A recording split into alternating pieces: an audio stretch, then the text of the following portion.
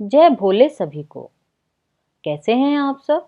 जल्दी से कमेंट में जय भोले लिख दीजिए। भगवान भोलेनाथ आपकी सारी मनोकामनाएं पूर्ण करें। आज यानी कि 21 दिसंबर 2022 आज है बुध प्रदोष व्रत और बुधवार को पड़ने वाला प्रदोष व्रत बुध प्रदोष व्रत कहलाता है। और यह व्रत हिंदू तिथि के अनुसार 13वें दिन यानी कि त्रयोदशी को होता है। त्रयोदशी अथवा प्रदोष व्रत हर महीने में 2 बार आता है, एक बार कृष्ण पक्ष, दूसरा शुक्ल पक्ष। और इस प्रदोष व्रत में भगवान महादेव की पूजा की जाती है और यह प्रदोष व्रत करने से मनुष्य के सभी पाप धुल जाते हैं और उन्हें शिव धाम की प्राप्ति होती है। और आइए अब मैं आपको बताती हूँ कि बुध प्रदोष व्रत का क्या महत्व है। त्रयोदशी यानी कि प्रदोष का व्रत करने वाले मनुष्य सदा सुखी रहते हैं, उनके संपूर्ण पापों का नाश हो जाता है। इस व्रत को करने से सुहागिन नारियों का सुहाग सदा अटल रहता है, बंदी कारागार से छूट जाते हैं। जो स्त्री पुरुष जिस कामना को लेकर इस प्रदोष व्रत को करते हैं, उनकी सभी मनोकामनाएं कैलाशपति शंकर जी पूरा करते हैं। सूत जी कहते हैं, त्रयोदशी व्रत करने वाले मनुष्य को 100 गौ दान का फल प्राप्त होता है और इस व्रत को जो विधि विधान और तन मन धन से करता है, उसके सभी दुख भगवान भोलेनाथ दूर करते हैं।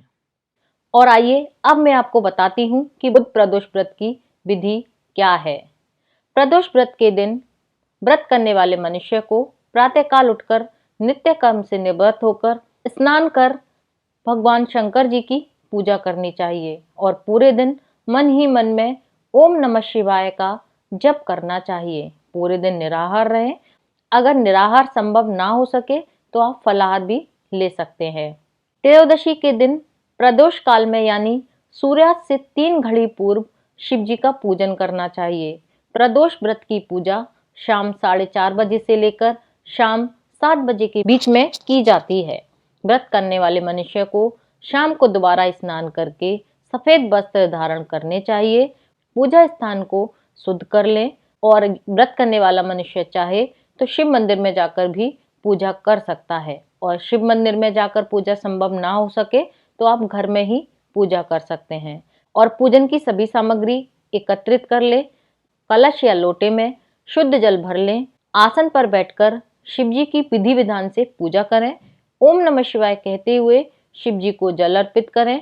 इसके बाद दोनों हाथ जोड़कर शिव जी का ध्यान करें। सामग्री मिलाकर 11, 21 या 108 बार ओम ह्रीम क्लीम नमः शिवाय स्वाहा मंत्र से आहुति दें और उसके बाद शिव जी की आरती करें और आरती के बाद प्रसाद वितरण करें और शाम को भोजन ग्रहण करें।